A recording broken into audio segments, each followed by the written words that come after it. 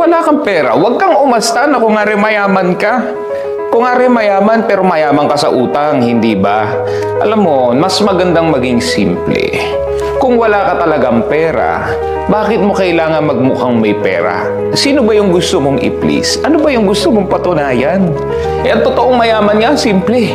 Hindi mo kailangan i-flash yung mga perang yan, pakita yung mga material na bagay na yan, para magmukha kang mayaman kasi wala kang naluloko.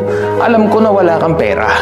Alam ko na yabang lang iyan dahil ang totoong mayaman ay hindi umaanunsyo. Hindi nagbo-broadcast ng pera yan. In fact, sila nga yung pinakasimple mga taong nakilala ko. Kaya kung ako sa'yo, magbi-business na lang ako. Tanggapin mo na wala kang pera, hampas lupa ka. Hindi mo kailangan magyabang kasi sinong linuloko mo, nahihiya lang kami natatawa sa iyo eh. Magpakahusay ka sa negosyo, magpundar ka, at tandaan mo na wala kang kailangan